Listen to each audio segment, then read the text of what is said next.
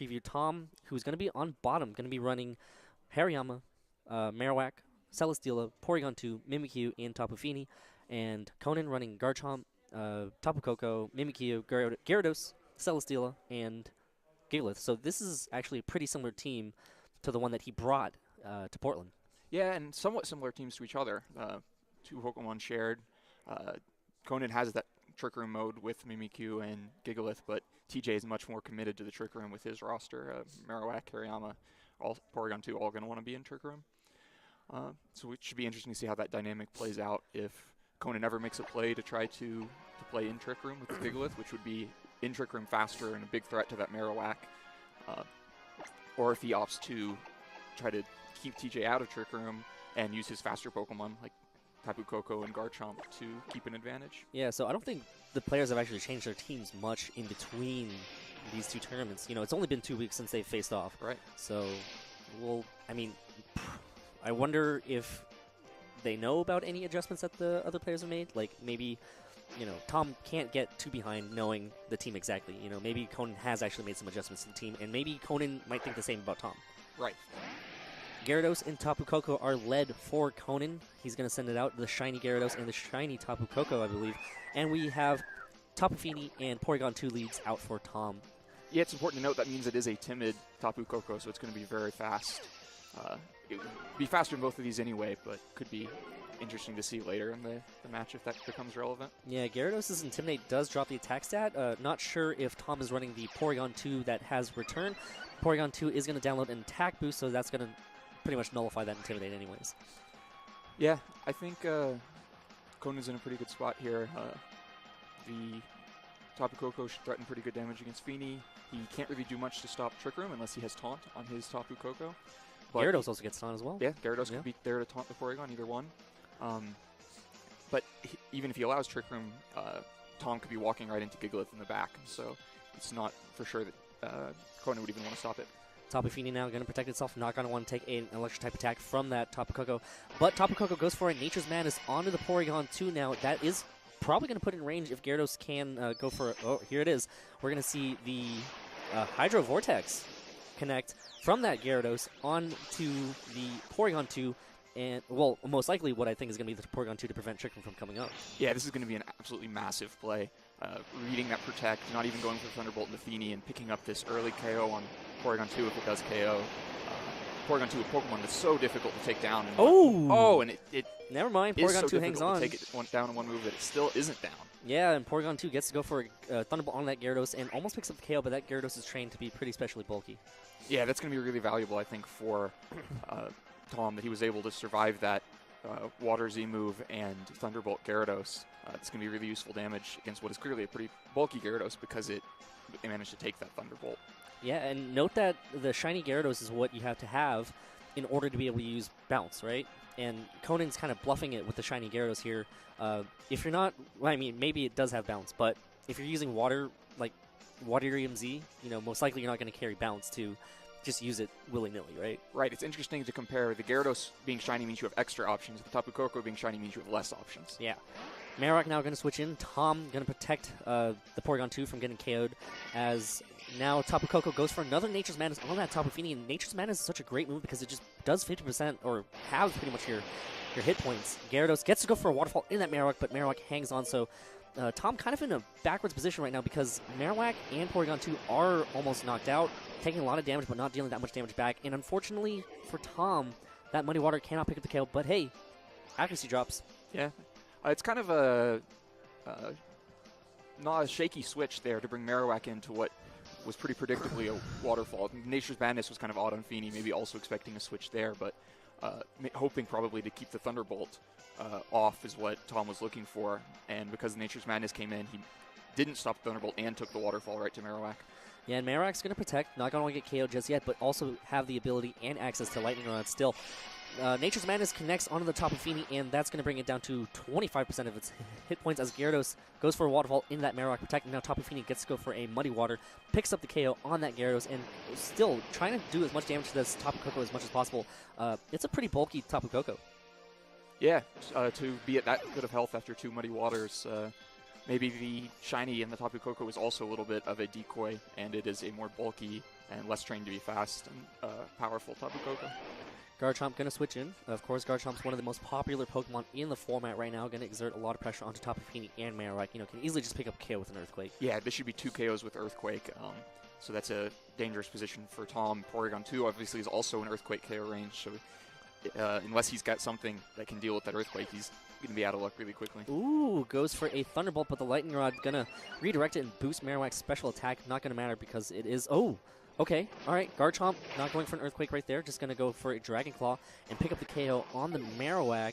And now Tapu Fini goes for a Moonblast, going to hit this Garchomp. Not going to be able to KO because of, you know, Tapu Fini's less powerful attack stat, special attack stat, but, you know, still getting some damage out there. So what I think this turn means is that Tapu Koko has an Assault Vest.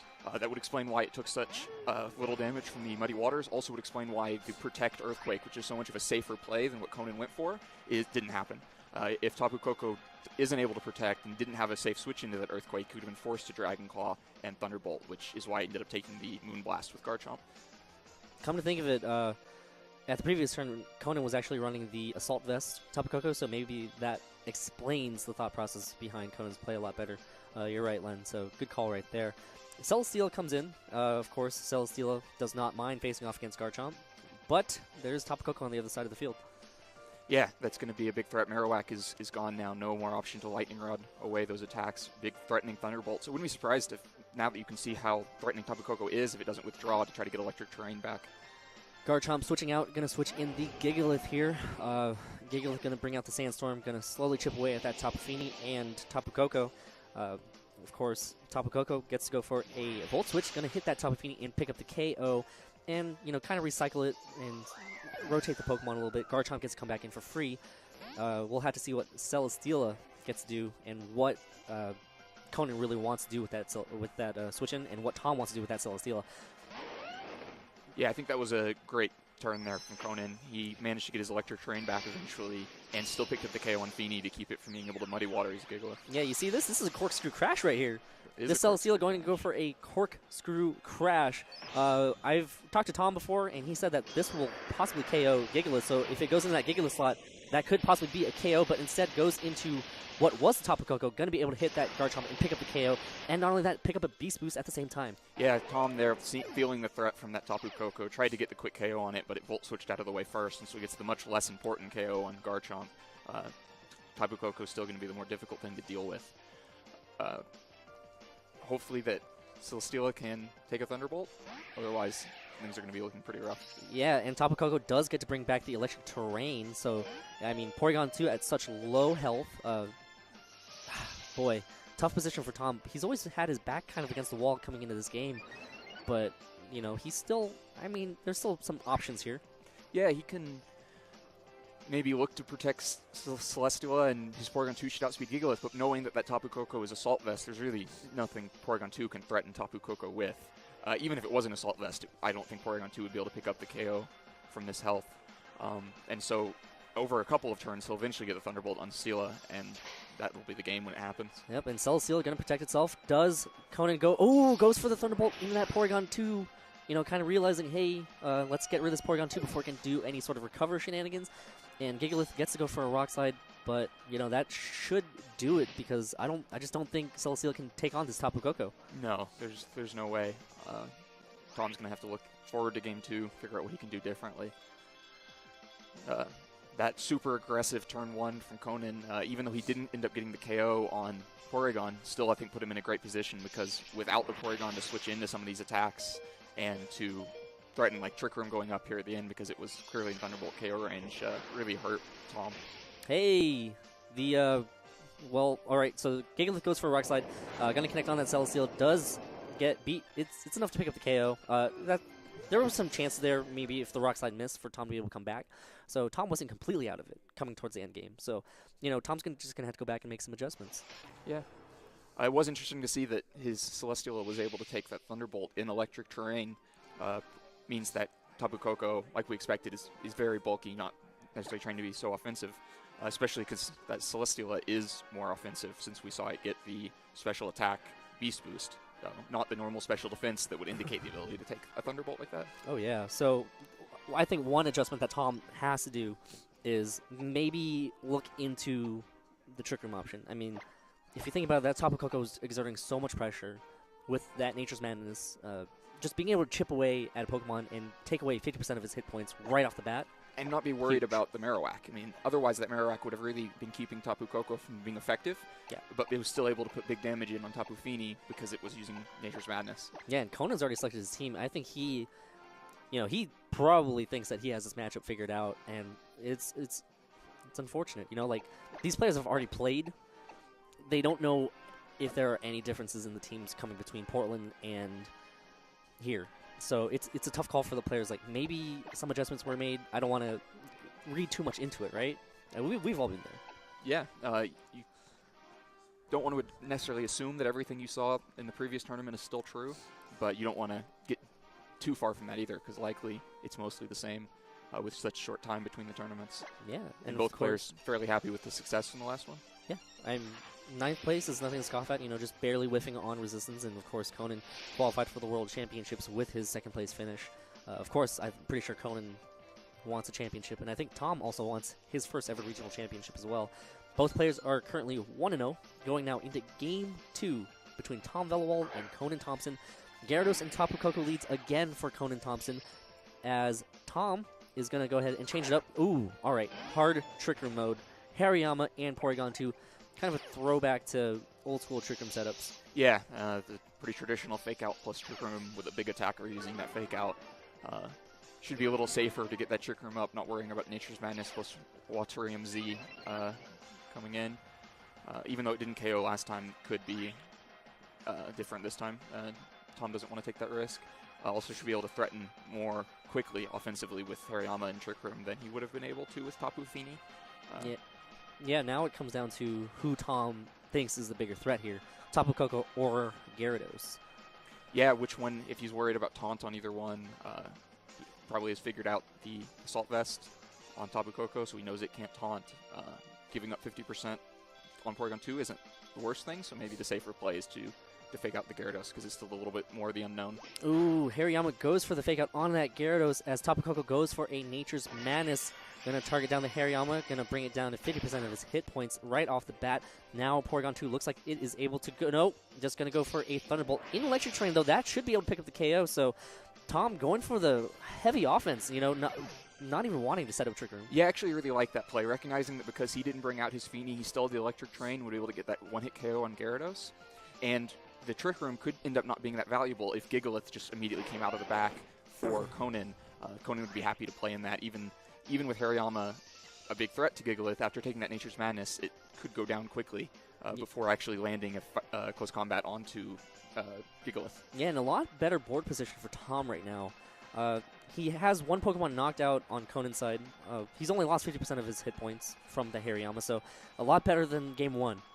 I wouldn't be surprised if his Porygon 2 is still under threat from a quick KO, though. Nature's Madness plus Tectonic Rage would pick up the KO if Conan does have the double Z move option, like many players with Garchomp do. Are there any other items that are run on Garchomp? I don't think so. Tapu Koko goes for a Sky Drop here, going to pick up Porygon 2, going to prevent it from being able to go for anything really. No Trick Rooms, no Ice Beams, as Garchomp takes his turn to set up. So Conan getting his Garchomp already, as Hariyama goes for a close combat onto that Garchomp, not doing much damage at all. Wow. Usually Hariyama's a very heavy, hard hitter, but that only did 40%. No Flame Orb, so this is not Guts boosted, this close combat, and so that's pretty decent damage onto Garchomp. I really like that play from Conan, getting the boost on Garchomp at relatively low risk, and making sure no Trick Room or Ice Beam option is there. Also could have dodged something like a Poison Jab, just coincidentally. Yeah, and this is actually a very good switch here for Tom to bring that Celesteela in, because we know what that Garchomp has and doesn't have much. Porygon 2 gets released from the Sky Drop, but I think this Garchomp might be going for Tectonic Rage straight into that Porygon 2 slot to try to pick up the KO. Yeah, I think getting that Sword Stance while it's in the air and then just Tectonic Raging it as soon as it lands is going to pick up this KO. Yeah, and that's a great pin that a lot of players are starting to, really utilize. Like Aerodactyl, Tapu Koko, just go for a Sky Drop, set up with your partner Pokemon, and then just go for a very powerful attack like this Tectonic Rage. Yeah, and a lot of times the problem with it on Tapu Koko is finding the move spot for it, but if you have that Assault Vest, wow! Porygon 2 hangs on. This Porygon 2 just proving to take all of the attacks it needs to keep giving Tom a chance in this game, taking both Z moves in game 1 and 2, gets the Trick Room up, which really keeps Tom alive here. And that was a key turn to be able to set up that Trick Room too. You know, you get your Celesteela in, you get your Porygon 2 ready to go for an Ice Beam. That Garchomp is in Ice Beam range. Yeah, that Garchomp is easily in Ice Beam range, and Tapu Koko, it would be close if Corkscrew Crash plus an attack from Porygon 2 came in. I'm not sure it can sit there too safely. Definitely not just the Corkscrew Crash would pick up the KO, though. Garchomp switching out. Conan going to bring in his Trick Room counter with the Gigalith. Of course, a very, very slow Pokemon that was probably his MVP in the finals. As Porygon 2, smart, using this turn to recover, going to heal back. You know, doesn't want to get KO just yet. Maybe try to set up a Trick Room later on, or maybe just going for an Ice Beam like later on as well. Yeah, Tom, they're pretty confident that Garchomp wouldn't stay in and just allow itself to take an Ice Beam, so doesn't even bother attempting it and gets the really important health back. And can I just say that this Corkscrew Crash animation is actually really cool. This is the first time I've actually seen it. It's pretty cool. Oh yeah, it's gonna hit It's hitting that Tapu Koko. I believe Tapu Koko should be able to hang on here. Oh wow! Oh yeah, that's Assault Vest Tapu Koko right there. Doing about 60% as Tapu Koko gets to go for a Thunderbolt, and Celesteela hangs on yet again. Yeah, we see both sides of that weaker Assault Vest Tapu Koko there, taking the attack, but then also not picking up the KO on the less bulky Celesteela. Now, Flash Cannon is close with that sand damage. I would guess that Flash Cannon plus an attack from Porygon 2 is a KO, but I'm not sure that Celesteela can actually survive the Gigalith attack in order to even get the Flash Cannon off. No, probably not. Gigalith is going to move first in this Trick Room now after Conan brought it in immediately after seeing Trick Room, and going to be a big threat to that low Celesteela health. Yep, Celesteela has to switch out. Going to switch in Hariyama here. Going to try to take this Rock Slide as well as it possibly can. Porygon 2 dodges a Rock Slide. Hariyama's going to take it. Does get some Fake Out pressure if it can still survive the turn here. As Porygon 2, again, just setting up for the later game. Just going to go for some recovers. Hey, my Porygon 2 is back to full health. And Tapu Koko goes for a Thunderbolt. Going to hit that Porygon 2. So now Tom actually gets that Fake Out pressure for the next turn. Yeah, the Fake Out pressure is going to be useful, but he's going to need to wait for Trick Room to expire to really be a threat to this Gigalith, I think. Because after taking that last Rock Slide, I would guess the Gigalith has some way to KO Hariyama at this low health, and Porygon 2 is not going to be much of a threat to Gigalith in the sand. So his own Trick Room is really what's in the way of KOing this Gigalith. It would be good for him to try to get rid of the Tapu Koko before that Trick Room expires, though. Try to at least reap that benefit from it, because otherwise the Tapu Koko is going to be able to KO either Hariyama or Celesteela as soon as Trick Room expires. No Fake Out. Tom just going to go on the offense with that Hariyama. Hariyama hangs on from that Rock Slide as Porygon 2 hangs on as well. Hariyama gets to go for the close combat now. Going to hit that Tapu Koko. Is it going to be enough to pick up the KO? It is enough to pick up the KO. So now, well, that's going to leave a lot of possibilities for Celesteela to just come in and wall. I actually like the quick close combat there. I think giving Fake Out support for the Porygon 2 that really isn't much of a threat is less useful than just getting a close combat off. Definitely would have liked to see the close combat onto Gigalith, though. To be fair, though, Gigalith are pretty well known to just carry rock-type attacks. You know, going back to last regional, Conan was running Rock Slide pretty much as his only offensive move on that Gigalith. So maybe Tom kind of remembering back a little bit, knowing that this Gigalith doesn't really have much to hit the Hariyama. But still, Hariyama's going to get KO'd by the Rock Slide anyways. Yeah, right? I mean, at this point, Hariyama is at so low health that it doesn't matter. All right, Hariyama now going for a feint, maybe expecting Garchomp to protect, not wanting to, get Rock Slide or get Ice Beam just yet. Gigalith gets to go for another Rock Slide. Porygon 2, if it does not flinch, that's going to be a KO'd Garchomp here.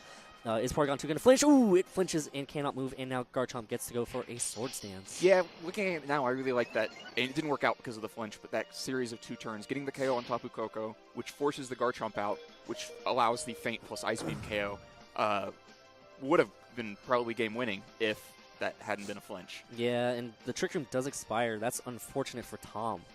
But, hey, Celesteela gets to come in now. Yeah, it would have been perfect timing if Garchomp was off the field, but now with Garchomp still there, now the fastest thing on the field. If it has, well, we've seen 3 Dragon Claw, Sword Dance, and Earthquake for the Tectonic Rage. Garchomp goes for a Dragon Claw here, going to connect onto that Porygon 2 and easily pick up the KO. So now Celesteela gets to move as Celesteela goes for a Flash Cannon. Ooh, right, Sandveil. Boy, Sandveil Garchomp, what a throwback. And that's going to connect, the Rock Slide's going to hit that Celesteela and pick up the KO. So one more Pokemon left for Tom in the back. But is it going to be enough for Tom? It depends on what it is, right? Yes. It's definitely going to depend. It's interesting that he went for the flash cannon on Garchomp, but that could explain it. That is so unfortunate for Tom. Unfortunate. That the flinch was so big. Yeah, flinch was huge. Otherwise, Celesteela would have been able to land a flash cannon on Gigalith, and Marowak would be faster than the Gigalith and pick up the KO on it. Because of the flinch and then miss, there's no chance here. And Gigalith protects itself as Garchomp goes for an Earthquake here. Going to connect on that Marowak, and that should do it. Conan Thompson takes the series 2-0 over Tom Vehlewald. Tom Vehlewald drops to 1-1. Conan Thompson actually moves on to 2-0 here in round 2 of Salt Lake City. Well played by both players, but of course, it essentially came down to that rock slide. Yeah, that flinch happening really hurt Tom's chances. If there's a rock slide, there's a way, right? Yeah. Always true. Throwback to 2015, 2016, any format really where rock slide's prevalent. So, well done from Conan. And again, also well done to Tom. Both players. It was a good game. Both teams played hard. Yeah. Right? Yeah. Oh, boy. Going back to it, game 1, Tom was kind of thrown into this sort of backpedaling position, right? There wasn't much that he was able to do. His turn 1 was pretty off. His first 2 turns were pretty off. All his Pokemon took damage while he barely dealt any damage back. Conan was pretty much in control of game 1. Yeah, I mean, he did land that good Thunderbolt game 1, but because it was in misty terrain, it didn't pick up the KO, and so that Gyarados was still useful to pick up the Waterfall onto Marowak in the second turn. Yeah. Keep taking Muddy Waters. Game 2, the adjustments that Tom actually made were really good. They put him in such great positioning to try to seal the deal, but again, it came down to that rock slide flinch. Yeah, I thought both players made good adjustments. Conan reacted really well to the Thunderbolt picking up the KO, and Gyarados pivoted to the Sky Drop and Swords Dance. Could have been easy game for him if that Tectonic Rage had actually picked up the KO. Trick Room had never gone up. Because Trick Room went up, Tom had a much better chance.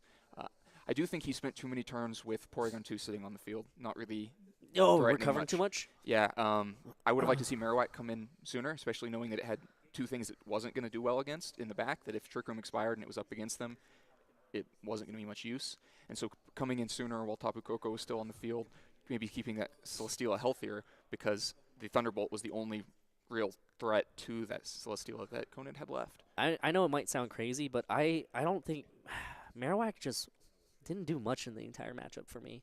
I mean, obviously it exerted pressure on that Tapu Koko because, you want to protect that Celesteela, but but that's the whole reason it's there, is to deal with Tapu Koko. And we saw in game 1 that even sitting on the field across from the Tapu Koko, it forced Tapu Koko to go for Nature's Madness and stuff like that. Which was still effective, though. It didn't completely stop the Tapu Koko from being useful for Conan. And but so I think he needed a little bit more offense coming out of that last slot. So I think that's something that kind of went awry for Tom. But sure. Hey, honestly, if I'm playing in a tournament and I take a loss, I know that Conan will actually probably finish in the top seeds, right? Well, and if you think about that game 2, the Marowak came out right there at the end. If that had been Tapu Fini instead, Tom would have had a great shot in that game still. Yeah.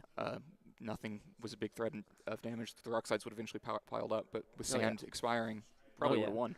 And so it was just that close. We actually never got to do anything, pre-gaming, pre-game-wise. We, here at Nugget Bridge now, we actually enjoy putting smart money on players. And, Conan was actually one of the players that we put the smart money on to win Portland. Glenn, who is your smart money on today? Well, my smart money was on Nikolai Zielinski. He did lose in the first round, but who did he lose to? He lost to Riley Factura. So another Riley Factura is the defending Salt Lake City regional champion. Right, so not a bad loss, and it's definitely something I think he can recover from. So I still think that's a good place to put the smart money. Yeah. If you had to look at me right now, who do you think I would put the smart money on? Conan. You just saw him win. Oh, well, besides Conan, try to guess. Who else would I put my smart money on? Let's see. Chemo? Yeah. Hey, Chemo Nishimura. Doesn't stand a chance. Oh, did he even win round 1? I don't even know. Who knows? Probably not. But, there's so many great players. We took a walk around the venue before the tournament started. Grant Weldon's here. Not former, but he finished in the top 4 of U.S. Nationals last year. Obviously, we saw Conan Thompson, Riley Factura, the defending champion. Giovanni Costa's here with his Eevee, probably. Yeah, another player with the world's in. Honestly, if he doesn't bring Eevee, then I don't really know what team he'd be running. He is Eevee. You think slowly he's becoming like Eevee itself, like just Yeah. an embodiment of Eevee? Okay, all right. Is there even a pun that he can make with Giovanni with Eevee? Giovini? Gio Eevee? Oh, we'll come up with it and it'll come out. If only it was Persian instead. Why? Giovanni has Persian. Oh, anime references. Yeah, that's what we do here at Nugget Bridge. Hey, we also saw obviously Huiha is here. Yeah. Yeah, some guy, I guess. He also lost in the first round. He did lose in the first round. Dang, who else is here? Patrick Smith, Alberto Lara, lots of big names. Bridger Snow, you could have just seen on the other stream. Yeah, oh yeah. One of the great things about this entire setup that we have is actually that there's 2 streams. There's 2. Nope, that's 4. Oh. 2. Sorry. 2. There are 2. Right. There's 2. 2 streams. How many streams are there? There's 2. Yeah, okay. There's 2. There's 2 streams. If there's ever any downtime on any stream, check out the other one. The other stream is actually twitch.tv/Utah Pokemon, currently being held down by Jordan Henley and Brennan Benavides. Utah Pokemon VGC. Is it Utah VGC? Is it VGC or Pokemon? Utah Pokemon. I think it's Utah Pokemon. Yeah, I think it's Utah Pokemon, man. Come on, Len. You don't even know your own neighborhood's local stream. I'm just reading what's put in front of me. It's Utah Pokemon, guys. I'm pretty sure it's Utah Pokemon. Blame Nugget Bridge, the account. Yeah, for what it posts. Yeah, that's a great thing. We have 2 stream setups. We have 2 sets of commentators. We have 2 matches that are going to be streamed each round, which is so hype. A lot of the times we actually miss out on great matchups, but this time hopefully we can capture as many matchups as we possibly can. Yeah, and even if you can't watch them live, they'll definitely be available as VODs. Yeah. So check out the Nugget Bridge YouTube channel. You can see Portland videos too. Oh yeah, I just uploaded those. I just put them on the YouTubes. I'm learning how all this works now. Usually I'm not very technologically savvy, but that's why we have our lovely producer AJ, who's off screen right now. Can't see him, but I guess thank you AJ for showing up to these events and making us look good and making sure that the stream setup doesn't catch on fire. So props to you, AJ. Len, thanks actually for not playing and commentating with me instead. Yeah, sure. This is fun to do. It's fun to see all these great matches. They're definitely more exciting, interesting matches than mine would be. So. More thank yous.